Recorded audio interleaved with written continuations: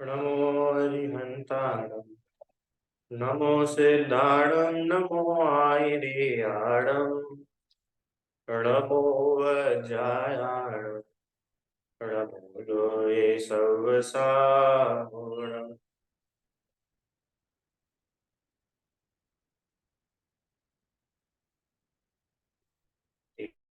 तीन भुवन में सार वीतराग विज्ञान का शिव स्वरूप शिव का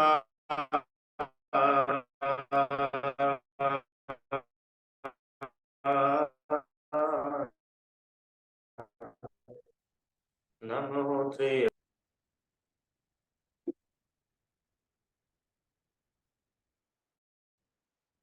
पंडित दौलतराम जी कृत छह डाला के आधार से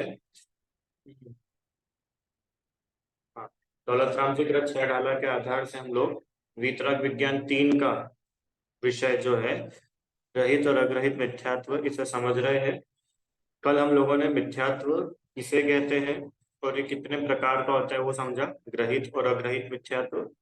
फिर ग्रहित मिथ्यात्व में किसे कहते हैं, ग्रहित मिथ्यात्व कि जो इस भाव में या हमने किसी से ग्रहण किया है ऐसी जो उल्टी मान्यता है उसको ग्रहित मिथ्यात्व कहते हैं। अनादिकाल से नहीं है ऐसी उल्टी बुद्धि, नया ग्रहण किया है, इसको ग्रहित मिथ्यात्व कहते हैं। कल इसमें हमने कुगुरु, कुदेव और कुधर्म की सेवा करने वाला ग्रहित मिथ्या दृष्टि है ऐसा समझा था। कुगुरु का स्वरूप कल समझ गया था कि जो राग द्वेष के साथ में है, परिग्रह का किंचित भी त्याग नहीं है और उसके बाद भी अपने को महान पता करके अपनी पूजा कराते हैं, ऐसे कुगुरु संसार रूपी समुद्र में स्वयं तो डूबते ही है और इनकी श्रद्धा सेवा भक्ति जो करता है उनको भी डुबा लेता। इस प्रकार कुगुरु का स्वरूप कल देखा था। आइए आज हम प्रारंभ करेंगे। कुदेव किसे कहते हैं? कुगुरु लाक्षण याद है, कुगुरु कुदेव कुवृष सेवक, है ना। कुगुरु कुदेव कुधर्म, तभी कुदेव किसे कहते हैं? देखिए आपके सामने छंद है, पढ़ते हैं। जे राग द्वेष मल करी मलिन वनिता गदादि जुट चेन चीन ते है कुदेव तिन की से शठ कर तद तिन भव भ्रमण छे। क्या बोले? जो राग द्वेष मल करी मलिन, जो राग द्वेष रूपी मल से मलिन है, रूप मतलब कुदेव की बात बताइए। कुदेव की पहचान कैसे करें? ये बहुत सिंपल है। जो भी कुदेव होंगे वो रागी द्वेषी होंगे। अच्छा, राग द्वेष का चिन्ह क्या है? क्यों? भी बहुत सिंपल है। राग मतलब उनके पास में पत्नी होगी, स्त्री होगी, या कपड़े होंगे, या आभूषण होंगे, मुकुट होगा, सिंहासन होगा, तो ये पता चल जाएगा कि भैया इनको राग है। अगर राग नहीं होता तो ये सब चीजें रखते ही क्यों? क्यों, समझ में आया कि नहीं? अगर राग होता ही नहीं तो ये सारी चीजें रखने की जरूरत ही नहीं थी ना। उनके मन में राग है, उनको ये सब चीजें अच्छी लगती है, इसलिए उन्होंने इसका त्याग ही नहीं करा। तो ये तो हुआ राग। अच्छा, और वो द्वेषी है ये कैसे पता चलता है? ये वो भी बहुत सिंपल है। क्या कि शस्त्र रखते हैं, गदा रखते हैं, या फिर धनुष रखते हैं, तलवार रखेंगे, या फिर अपने चक्र रखेंगे, तीर कमान रखेंगे। तो ये सारी जो पहचान है ये सब पहचान है द्वेष की। माने आपको किसी ना किसी पर क्रोध है, आपको किसी ना किसी के ऊपर द्वेष भावना है, इसलिए आपने सारे हथियार रखे। अगर आपको किसी पर द्वेष हो ही नहीं तो आप ये सारे हथियार क्यों रख के रखे अपने साथ? देखो, दो ही कारण से व्यक्ति अपने पास में हथियार रखता है। एक, या तो उसकी किसी से लड़ाई झगड़ा हो तो, या दूसरा वो डरपोक हो तो, उसको डर लग रहा है कोई मुझे मार ना दे, कोई मुझे मार ना दे, तो अपनी रक्षा के लिए वो रखता है। तो ये तो राग द्वेष बताता है ना, इसलिए उन्होंने बोला कि जो राग और द्वेष रूपी मल से मलिन है, जो राग द्वेष सहित है, ऐसे जितने भी देव है वो सब कुदेव की गिनती में आते हैं। प्रश्न उठता है कि वो स्वर्ग के जो देव है, देव गति के, क्या ये भी कुदेव है? कि ये कुदेव नहीं है? कुदेव तो उनको बोल रहे हैं कि जो जगत में भगवान मान करके जिनकी पूजा की जाती है, प्रीतियां, और वो एक्चुअल में भगवान नहीं है, उनमें भगवान पने का तो कोई गुण भी नहीं है। मेरी भावना की लाइन याद है? जिसने राग द्वेष का मान जीते सब जग जान लिया, जिसने राग द्वेष काम आदि जितने 18 दोष है, इन सबको जिसने जीत लिया, वो भगवान है। सबसे बहुत सिंपल है। भगवान की, सच्चे भगवान की क्या पहचान है? कि भैया वो वीतरागी होने चाहिए। अब वो क्यों होने चाहिए वीतरागी? क्योंकि राग द्वेष अच्छी चीज नहीं है। राग द्वेष तो अपने में ही पाया जाता है। जब अपने में राग द्वेष है और भगवान में भी राग द्वेष है, तो उनमें और अपने में अंतर ही नहीं बचा। क्यों? जब अपन राग द्वेष से दुखी है, तो क्या भगवान राग द्वेष से सुखी हो जाएंगे क्या? वो भी तो दुखी रहेंगे। तो जो व्यक्ति दुखी है, वो कैसे भगवान हो सकता है? जो व्यक्ति खुद ही दुखी है, वो क्या जगत को सुखी बना देगा? क्यों आराम?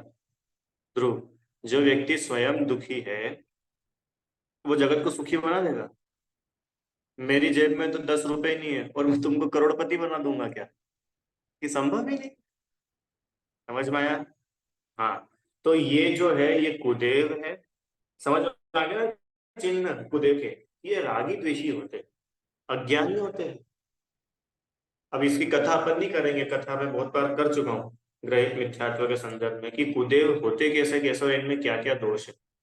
तो ये अज्ञानी होते हैं, रागी द्वेषी होते हैं, श्राप देने वाले होते हैं, नाश करने वाले होते हैं, 5 पाप करने वाले और 5 पाप सिखाने वाले होते हैं, कषाय खुद भी करते हैं और कषाय करना सिखाते हैं। इस प्रकार से कुल मिलाकर रागी द्वेषी जो देवी देवता है, ये सब कुदेव है। अच्छा, अच्छा, इनकी सेवा भक्ति करने से क्या आता है? कि जो इन कुदेवों की सेवा करता है, वो कौन है? कि वो बहुत समझदार है? कि समझदार नहीं है, वो मूर्ख है। देखो यहाँ पे एक शब्द लिखा है, शठ। शठ मतलब होता है मूर्ख।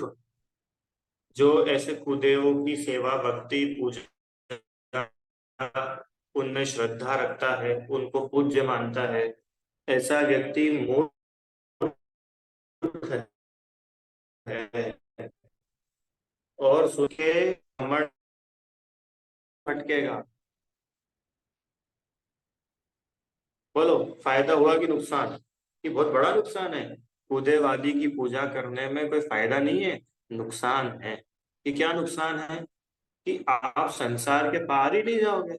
वो व्यक्ति को खुद, उसको खुद को ही सत्य नहीं पता, और आप उसकी शरण में गए, तो आपको सत्य कैसे पता चले? तो जब तक सत्य पता नहीं चलेगा, मिथ्यात्व बना रहेगा। करो भैया, जिस डॉक्टर को इलाज ही नहीं पता और उसके पास में इलाज कराने चल जाओ, तो क्या होगा? कि कभी ठीक ही नहीं होने वाला। देखो, कुदेव को मानने वाला मिथ्या दृष्टि अज्ञानी कहलाता है, उसके संसार का कभी अंत नहीं।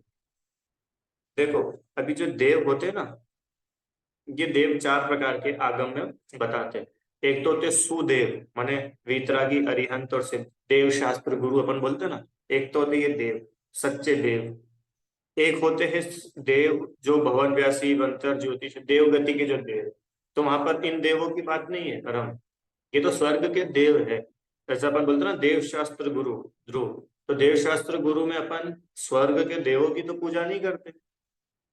हालांकि इनका नाम भी देव है, पर ये तो जिनेन्द्र देव ये अलग। इसके बाद आते हैं कुदेव।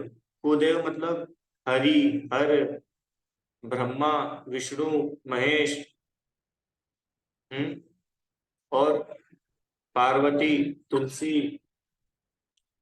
देव जी, कृष्ण हैं, राम, सीता, हनुमान, जो वीतरागी नहीं है, जैसे रागी द्वेषी जो जगत में भगवान कहे जाते हैं, अल्लाह और जीसस, जिनके राग द्वेष विद्यमान है, ऐसे जीव कुदेव कहलाते हैं। क्यों कुदेव कहलाते हैं?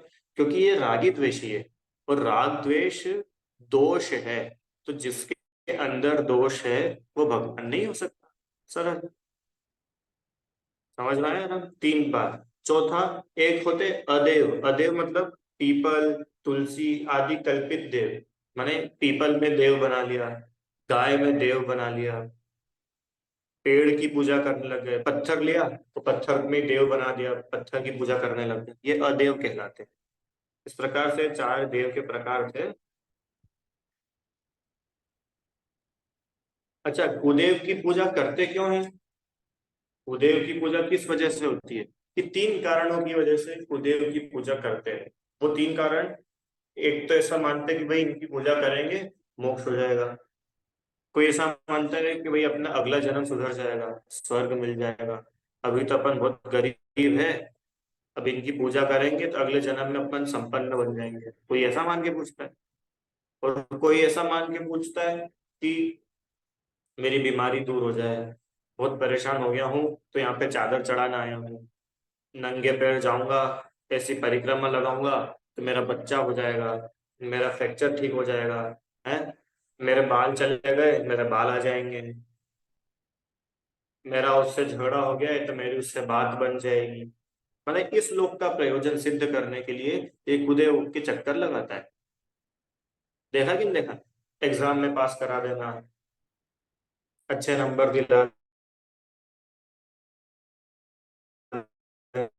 देना, बाइक मिल जाए, इस इच्छा को लेकर के खुदेवादी के चक्कर काटता है।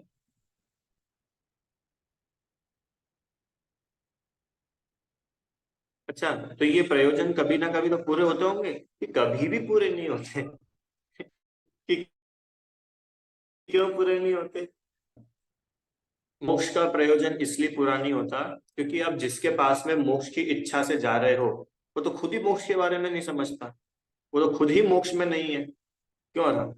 मैं तुम्हारे पास में आऊं और तुम्हारी जेब में 10 रुपए है, और मैं तुमको बोलूं कि मुझे 1 लाख रुपए उधार दे दो, तो तुम्हारे खुद के पास ही नहीं, तो तुम मुझे क्या दोगे? ऐसे ही जो व्यक्ति खुद मोक्ष जिसने पाया ना हो, जिसके पास में मोक्ष की कुछ व्याख्या ही नहीं हो, उसको मोक्ष का स्वरूप ही नहीं पता हो, तो वो अपने को क्या मोक्ष दे देगा? तो एक तो ये बात हुई कि भैया मोक्ष मोक्ष नहीं मिलने वाला वहां जाके। कि क्यों नहीं मिलने वाला? कि वो खुद ही मोक्ष के बारे में नहीं मानता समझता, तो अपने को कैसे? अच्छा, पता है कितने ही दर्शन तो ऐसे वहां पे मोक्ष का कोई सिस्टम नहीं है।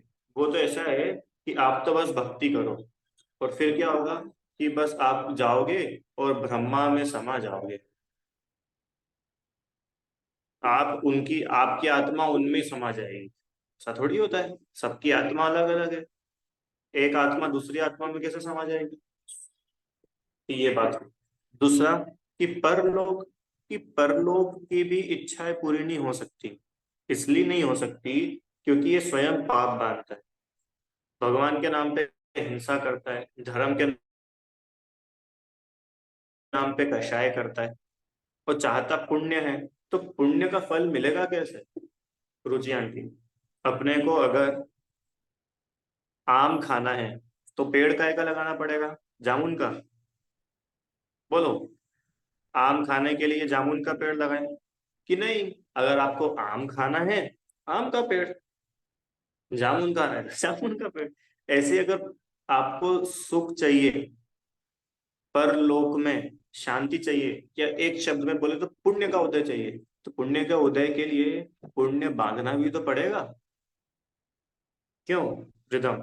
बिना पुण्य बांधे पुण्य का उदय आ सकता है कि नहीं आ सकता है? आ ही नहीं सकता है। और तुम पुण्य तो बांध नहीं रहे हो, सारे काम तो करते हो पाप के।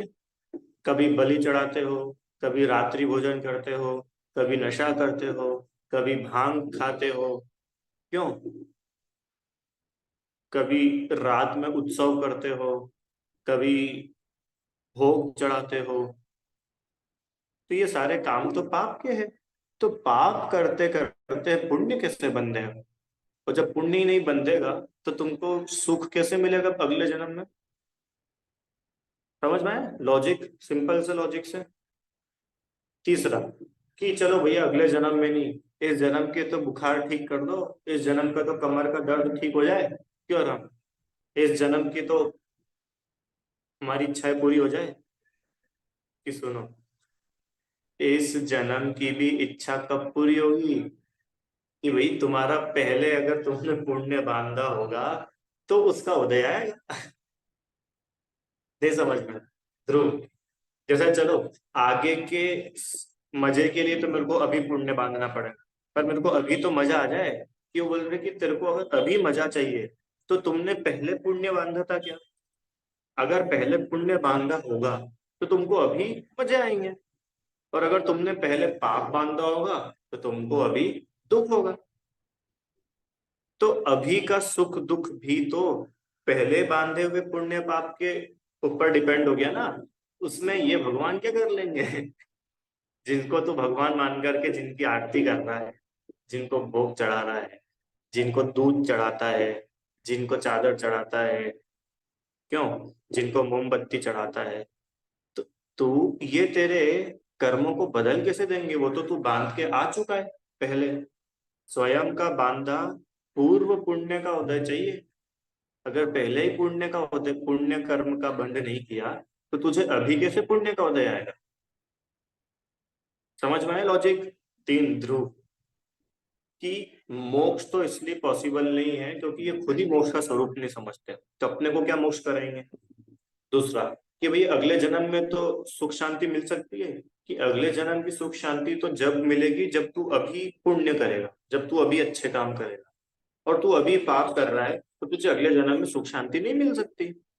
दो, तीसरा, कि भैया इस जन्म में, रिदम, इस जन्म में तो कुछ हो जाएगा, कि इस जन्म में भी अगर तुमने पहले पुण्य किया होगा तो फल मिलेगा। तुमने पहले पुण्य ही नहीं किया, ध्रुव, कैसे फल मिलेगा? क्यों? साल भर तो तुम पढ़ाई नहीं करो और एग्जाम वाले दिन भी पहुंच जाओ उनके पास, पास करा देना, पास करा देना, तो कैसे पास कराएंगे? फिर तो साल भर पढ़ाई करना। अगर तुझे पास होना है तो तू साल भर पढ़ाई कर। क्यों? सिंपल सी बात है ना। आगे, अच्छा अब देखो एक क्वेश्चन आपसे मैं पूछता हूँ, कि अपने को तो ये बात इतनी सिंपल लग रही है सौरभ भैया, पर जो लोग इनको मानते हैं उनको इतनी सिंपल सी बात भी समझ में नहीं आती। क्यों? ये तो कितनी सरल बात है। अभी आप लोग तो फिर भी बड़े हो, ये अगर अपन 3 साल 4 साल के बच्चे को भी समझाए ना तो वो भी समझ जाता है। तो ये तो इतने बड़े बड़े हो गए, इतने ग्रंथ पढ़ लेते हैं, इतने वेद पुराण गीता सब पढ़ लेते हैं, फिर भी इनको क्यों नहीं समझ में आती है? क्या उत्तर है? उत्तर है एक शब्द का, उसका नाम है मिथ्यात्व। मिथ्यात्व नाम ही इसी का है, उल्टी मान्यता, नाम ही इसी है। जब तो उन्होंने बोला मिथ्यात्व बहुत खतरनाक है, 7 व्यसन से भी बड़ा पाप है मिथ्यात्व। क्यों? क्योंकि 7 व्यसन करने वाला तो कभी समझ जाएगा तो छोड़ देगा शराब पीना, वेश्या सेवन, जुआ, पर ये मिथ्यात्व तो खराब कर देगा तुमको। अरे शराब पीने वाले का ज्यादा से ज्यादा ये भाव खराब होगा, शरीर खराब हो जाएगा, दुनिया उसकी हंसी उड़ाएगी, जगह जगह ठोकर खाएगा। और मिथ्यात्व का सेवन करने वाले के तो अनंत भाव बिगड़ जाएंगे। इसलिए मिथ्यात्व को बड़ा पाप जानकर पहले छोड़ने का उपदेश है। ध्रुव, समझ में आया? आगे, अज्ञान से जीव किन किन को पूछता है और उनका पूजना क्यों योग्य नहीं है। अब यहाँ पे कुछ एग्जांपल्स दिए कि जीव अज्ञान की वजह से, और उनको क्यों नहीं पूछना चाहिए। तो उन्होंने बताया, एक तो हनुमान वगैरह, गणगौर, सांझी, चौथ,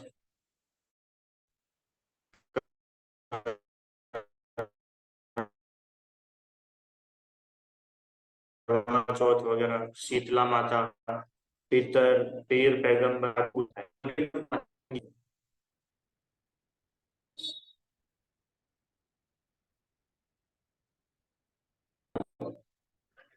शीतला माता हो गई, ये गणगौर हो गए।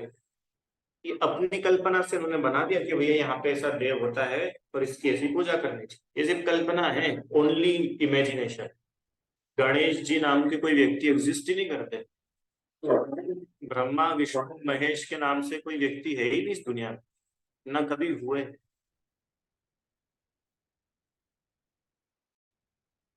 भूत प्रेत की पूजा करता है।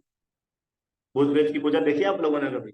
क्यों? तो भूत प्रेत की पूजा देखी कभी? टीवी वगैरह में देखी होगी, मूवीज में से। हाँ, ऐसा अंधेरा रहता है, तो धुआं चल उड़ता है, और वो ऐसे हु करता है। क्यों? हाथ में मोर के पंख की झाड़ू लेके ऐसे ऐसे, सिर पे काला कपड़ा बांधता है? हाँ, यहाँ पे वो लगाता है। ठीक है, क्या करता है वो? भूत प्रेत की पूजा करता है। क्यों? क्योंकि भैया इसमें अंतर आ गया, इसमें भूत आ गया, भूत को शांत करो। भूत, अरे वो मूवी नहीं देखी तुमने, भूतनाथ? भूतनाथ क्या है? भूल भुलैया। भूल भुलैया था नाम है ना उस मूवी का। क्या करता है उसमें? यही तो करता है, भूतों के करके भूतों को खुश करता है। ऐसा लगता है आत्मा है, आत्मा है, ये आत्मा अपना बुरा करेगी तो इसको खुश करो, खुश करो। तो बोल रहे कि आत्मा तेरा बुरा कैसे कर सकती है? किसी का बुरा भला करने में कोई समर्थ नहीं है। अपना भला बुरा अपने से होता है। रिदम, अपना भला और अपना बुरा, ये कोई थर्ड पर्सन नहीं करता है, ये तो अपन खुद अपने लिए करते हैं। कितनी बढ़िया चीज है। अगर ये समझ में आ जाए तो अपने सारे के सारे भय दूर हो जाए। अभी भी कहीं ना कहीं अपने को ऐसा लगता है, देखो हमने बोला था ना, तुमने सोमवार को जाके उनकी आरती नहीं उतारी, देखो तुम्हारे पैर में फ्रैक्चर हो गया। देखो हमने तुमको बोला था ना, तुमने पेड़ के नीचे सुसु करी थी ना, देखो अब तुमको पेट दर्द होगा। कि भैया पेड़ के नीचे सुसु करना और पेट दर्द होना, इसका कोई रिलेशन ही नहीं है।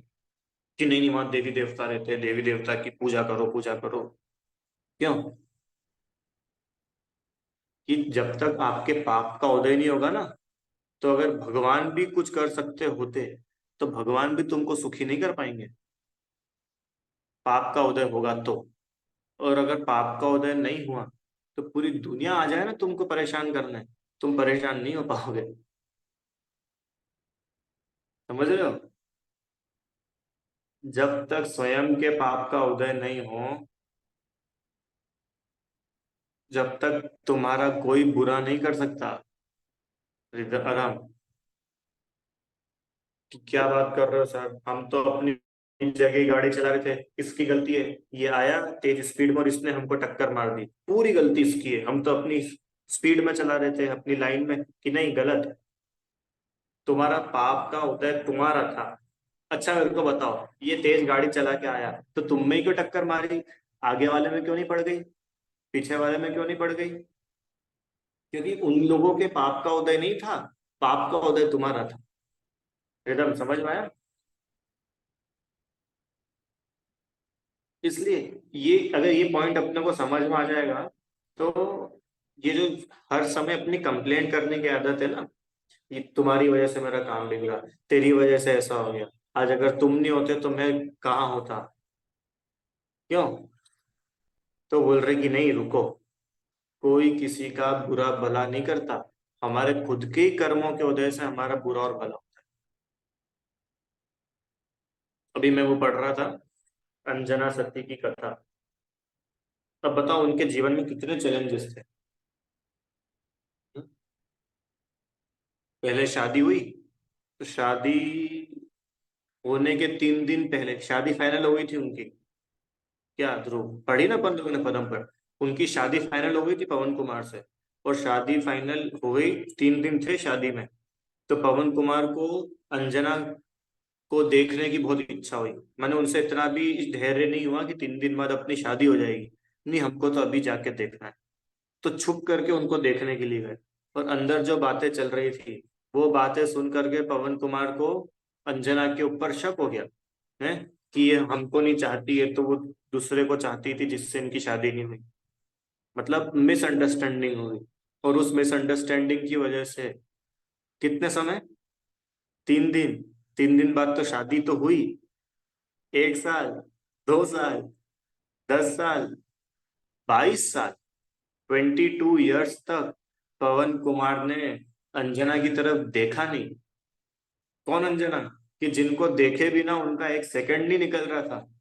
आज उन्हीं अंजना को 22 साल तक देखा नहीं, उनसे बात तक नहीं कर। रुचि आंटी युद्ध पे जा रहे थे लड़ने के लिए, रावण का इनविटेशन आया था ना, युद्ध पे जा रहे थे। सब थाली लेके खड़े थे, आरती सी ऑफ कर रहे थे। तो अंजना भी खड़ी थी। अंजना को देखते से चिल्ला दिए कि तुम यहाँ पर क्यों आई हो, तुम्हारा चेहरा देखूंगा तो अपशगुन हो जाएगा। बताओ ऐसा सुनने को मिला। 22 वर्षों तक जिस पति ने कुछ बोला नहीं हो, और वो 22 वर्षों बाद ऐसा बोले, कैसा लगता है? ठीक है। फिर भी वो युद्ध पे चले गए। फिर उसी रात को वापस लौटे, अंजना से मिले, उन दोनों की बातचीत हुई, मामला सॉल्व हो गया। फिर गर्भ में हनुमान जी आए, तो पता चला कि अंजना के ऊपर उनकी सासू केतुमती, इन्होंने शक करा कि जब पवन कुमार यहाँ थे ही नहीं तो तुम्हें गर्भ हो कैसे गया, बाहर निकलो, तुम तो कैरेक्टरलेस हो। सती को कैरेक्टरलेस बोल करके राज्य से बाहर निकाल दिया। तो अपने पिताजी के पास गई, पिताजी तो रक्षा कर लेंगे। पिताजी को जैसे ही पता चला कि सासू ने वहां से निकाला है, पिताजी ने आदेश दिया कि इसको जंगल में छोड़ के आ जाओ, हम इसको शरण नहीं देने वाले। सोचो, प्रेग्नेंट अवस्था में महिला जंगल में भटक रही है नंगे पैर। और जंगल कैसा होता है ध्रुव? हाईवे जैसा होता है एकदम सीधा सपाट। कैसा होता है जंगल, देखा है? ऊपर नीचे, कहीं पत्थर है, कहीं चट्टान है, कहीं नदी है, कहीं झरने हैं, कहीं तालाब है। सबको पार करती हुई जा रही है, सबको पार करती हुई जा रही है। कैसे भूख लग रही है, क्या कर रही है, साथ में बसंत माला है सखी, बस दो लोग घूम रही है जंगल में, परेशान हो रही है। एक गुफा मिली, तो जैसे ही गुफा के वहां पर पहुंची, जंगल में बहुत बहुत दिन हो गए उसके बाद में, तो गुफा के अंदर कौन थे कि मुनिराज विराजमान थे हैं। मुनिराज के दर्शन करके प्रसन्न हो गई। मुनिराज से पूर्व भव सुना कि तुमने पूर्व भव में जिन प्रतिमा को मंदिर से बाहर निकाल दिया था, उसका फल में तुमको ऐसा सब भुगतना पड़ा। पर अब तुम चिंता नहीं करो, तुम्हारा जो पुत्र आने वाला है, ये चरम शरीर ही भविष्य में इसी भाव से भगवान बनेगा, तुम घबराना नहीं। ऐसा मुनिराज ने उसको धैर्य बंधाया। मुनिराज तो विहार कर गए, आकाश मार्ग से चले गए। अब ये वहां पर बैठी, इतने में थोड़े दिनों बाद क्या होता है? क्या होता है? शेर आ जाता है उस गुफा में, भयानक बड़ा शेर। उसी गुफा में एक वन देवता रहता था। वो वन देवता ने फिर अष्टापद हाथी का रूप धारण किया है, अष्टापद का रूप धारण किया, और उस शेर को पछाड़ के रख। अब देखो कितने अप्स एंड डाउन में कहानी, एक एक चीज आपको बता रहा हूँ। तो देखो उनके साथ में कितनी उतार चढ़ाव। क्या रिदम समझ में आ रहा है? फिर क्या होता है कि फिर उनकी डिलीवरी होती है और हनुमान का जन्म होता है। और वो अब कोसती है हनुमान के लिए कि बेटा, आज तुम्हारे नाना क्या होते, तुम्हारे दादा क्या होते, तो तुम्हारा जन्मोत्सव मनाते, अब इस जंगल में क्या तुम्हारा जन्मोत्सव मनाए हम? क्या जन्मोत्सव मनाए जंगल में? इतने में ऊपर आकाश में से अंजना के मामा जा रहे होते, तो वो आवाज सुनते रोने की, नीचे आके देखते तो पता चलता यहाँ तो दो महिलाएं हैं और एक छोटा बच्चा है। फिर पूरी कहानी सुनते तो पता चलता है अंजना तो अपनी भांजी है। बोले बेटा अब कोई बात नहीं, अब हम आ गए, बिल्कुल चिंता की जरूरत नहीं है, अब तुम्हारे सारे दुख के दिन चले गए, अब तुम प्रसन्न रहो, हम हमारे साथ हमारे नगर चलो, हनुमान द्वीप क्या नाम था उसका। सुनो अब, जैसे ही रुचि आंटी, एक दिन का बालक है, एक दिन का, अभी हनुमान जी गर्भ से बाहर आए ही थे रात्रि के समय, हैं, और वो विमान में बिठा करके उनको ले जा रहे थे, तो वो छोटा बच्चा इतना प्रसन्न, खिलखिला रहा है, हंस रहा है, हाथ पैर ऐसे ऐसे कर रहा है, छोटा बच्चा ऐसे ऐसे कर, तो वो ऐसे ऐसे हाथ पैर कर रहा है और उस विमान में से उछल के नीचे गिर पड़े हनुमान जी। अंजना फिर रोने लगी, हाय कैसा मेरे कर्म फूटे, ये बच्चे के अलावा मेरा कौन सहारा था, और ये बच्चा भी विमान से इतनी ऊपर से नीचे गिरा, तो ये क्या जिंदा बचेगा। तो नीचे आके देखा तो क्या हुआ कि हनुमान जी तो बढ़िया मुस्कुरा के खेल रहे अंगूठा मुंह में लेके, और वो चट्टान जिस पे गिरे थे वो चट्टान टूट गई।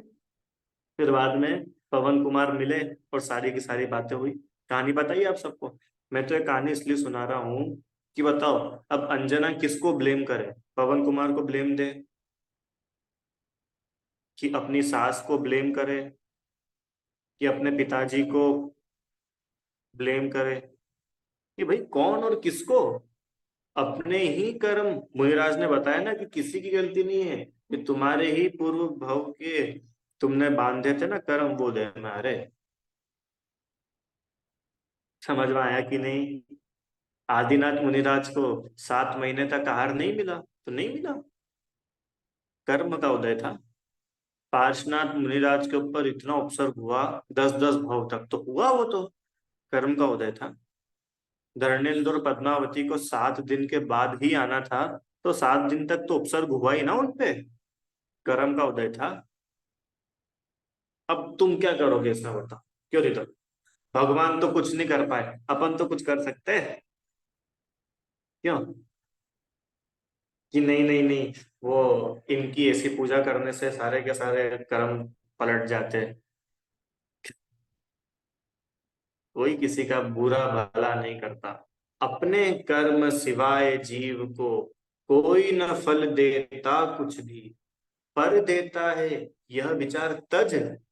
कोई पर, कोई दूसरा मुझे सुखी दुखी करेगा, ऐसे विचार का त्याग करो, तुम्हारे कर्मों के सिवाय तुम्हें कोई फल नहीं देने वाला।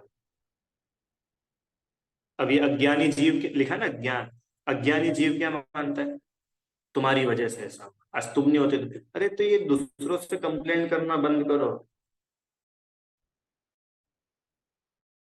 किसी दूसरे की वजह से नहीं हुआ है, हमारा ही उदय था जो तुमको जाए फल मिला है, कभी भी, नेवर।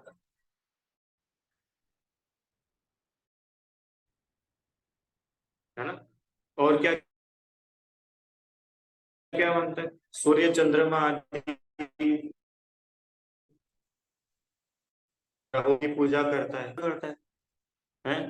नाग पंचमी हो तो सांप को दूध पिला देगा, कभी गाय की पूजा करेगा, कभी घोड़े की पूजा करने लग जाएगा, जैसे तिर्यंचों की पूजा करता है, अग्नि की पूजा करता है, सूर्य की पूजा करता है, जल की पूजा करता है, गंगा नदी की आरती उतारता है, पेड़ पौधों की पूजा करता है, तुलसी आदि, नीम, पीपल, बरगद, इनको धागे बांध के इनकी पूजा करता है। मैंने इसके ठिकाने ही नहीं है भगवान का क्या स्वरूप है, चाहे किसी को भगवान मान ले। एक इंद्रिय जीव है पत्थर, पत्थर पे सिंदूर लगाया उसकी पूजा करना शुरू कर देता है। शस्त्र, दावत आदि इन अचेतन पदार्थों की पूजा करते हैं। देखा है दशहरा वगैरह पे लोग क्या करते हैं, लोहे की पूजा करते हैं, घर के बर्तनों की पूजा करते हैं, अपने जो टूल्स होते हैं, कोई अगर डॉक्टर हो तो वो अपने स्टेथोस्कोप की पूजा करेगा, और कोई मैकेनिक हो तो वो अपने पाने पिंचिस की पूजा करेगा। क्या है ये, किसी की भी पूजा है। दुकान खोलेंगे तो शटर की पूजा करेगा, गल्ले की पूजा करेगा। ये सब ग्रहित मिथ्यात्व है। हम्म? सड़क पर पड़ा पत्थर, उसकी पूजा करने लग गए। इस प्रकार से ये सब चीजें जो है, महा अज्ञान। देखो तो, कुदेव का सेवन से हजारों विघ्न हो, उसे नहीं गिनता। और कुदेव का सेवन न करने पर अनेक इष्ट हो, उनको नहीं गिनता। पुण्य के उदय से इष्ट कार्य हो तो मानता है इस कुदेव के सेवन से हो। हुआ तो इसके पुण्य के उदय से, और मानता है क्या है? देखो, हमने बोला था ना, वहां जाने से सारी मन्नत पूरी हो जाती है। तुम भी हमारी बात मानो, वहां पे जाओ, चोला चढ़ाओ, चादर चढ़ाओ, उनसे हाथ जोड़ करके सच्चे दिल से प्रार्थना करना, देखो तुम्हारी बात पूरी हुई। और ये जैनों में तो छोड़ो, आजकल जैनों में भी होता है। तुम तो वहां पे जाओ और वहां पे नारियल चढ़ाओ। कहाँ पे? बंधाजी में जाके नारियल चढ़ाओ, पदमपुरा में जाके चढ़ाओ नारियल, तुम्हारा काम हो जाएगा। हम्म? शांति धारा करो, देखो तुम्हारा काम होएगा। कि नहीं होएगा? अंतर क्या बचा? तुम मेरे को इस बताओ, अंतर क्या बचा? वो लोग चादर चढ़ा के अपना काम कर रहे, और तुम जल चढ़ा के अपना काम करना मान रहे। मिथ्यात्व तो वही का वही बना हुआ है ना। इतना क्यों नहीं तुम ताकत से बोलते हो कि भाई मेरे पुण्य का उदय होगा तो हाँ, मैं भगवान की पूजा भक्ति जरूर करूंगा। पर पूजा भक्ति को अपने लाभ से क्यों जोड़ना? क्या हम भिखारी है? हैं? अपने काम पूरे होंगे जब तक तो भगवान भगवान, और अपने काम पूरे ना हो तो फिर भगवान हटाओ। अपने को तो भगवान की जरूरत ही नहीं है, किसी और भगवान को पकड़ो। तो तुम तो बहुत बड़े भिखारी निकले। क्यों? अरे इतना तो वो जो सड़क पे व्यक्ति भीख मांगता है ना, वो भी इतना स्वार्थी नहीं होता है। उसको भी अगर तुम दो रोटी दे दोगे तो तुमको बोलता है भैया तुम्हारा भला हो। और यहाँ तो तुम्हारे पुण्य देखो, लिखा है उसमें कि पुण्य का उदय हो तो इसका काम होता है। और मानता ऐसा है अपने मोह की अज्ञान की वजह से कि मेरा काम ये देवता ने किया। तो इसको ये समझ नहीं आता कि ये देवता को पूजने से तो उल्टा पाप का बंद होगा। और पाप का बंद होगा तो तेरे काम बनेंगे कि काम बिगड़ेंगे? काम बिगड़ेंगे। समझ में आया? इस प्रकार से कूदेवादी को मानना कुछ कार्य नहीं है, कुछ कार्यकारी नहीं है। तो बोलता है कि भैया चलो कुछ होगा नहीं, पर कुछ बिगड़ेगा भी तो नहीं ना। कि भाई बहुत बड़ा बिगाड़ बिगाड़ हो रहा है। क्या बिगाड़ हो रहा है? तू मोक्ष मार्ग से दूर हो रहा है, तू सच्चे देव से दूर हो रहा है, पाप का बंद कर रहा है। हाँ, ये कितना बड़ा नुकसान है, क्यों है ना? कोई बोल रहा है कि चलो भाई उनकी पूजा करने से कोई फायदा नहीं होता है, अपने पुण्य पाप से होता है। एकदम। पर उनकी पूजा करने से कोई नुकसान भी तो नहीं होता है ना। तो बोल रहे बहुत बड़ा नुकसान होता है। रुको, पता है क्या नुकसान होता है? कि तुम भगवान बनने से रह जाओगे, इतना बड़ा नुकसान होता है। तुम सम्यक दर्शन से दूर होते जा रहे हो, ये बहुत बड़ा नुकसान हो रहा है। समझ में आया कि नहीं आया? इस प्रकार से कुदेव आदि का स्वरूप अपन ने समझा। किसी की मान्यता को ठेस पहुंचाना अपना उद्देश्य नहीं है, सच्ची बात को समझना अपना उद्देश्य है। तो दुनिया में जा जाकर लोगों को पकड़ना नहीं कि तू ऐसा करता है, तू ऐसा करता है। आप तो ये देखो कि क्या सत्य है, बस। तो फिर बोल रहा हूँ भाई, दुनिया में जाके किसी को टोकना मत ध्रुव। तुम तो अपना लोटा छानना और अपन भगवान बन जाना, तुमको देख के दुनिया बन जाएगी भगवान जिसको बनना है। ठीक है? इस प्रकार से कुदेव का स्वरूप अपन ने समझा, और कैसे मिथ्यात्व का पोषण होता है, ये बात अपन ने जानी। अब कल अपन कुधर्म का स्वरूप विचार करेंगे। अभी जिनवाणी स्तुति। हे जिनवाणी भारती, तो ही जपो दिन रैन।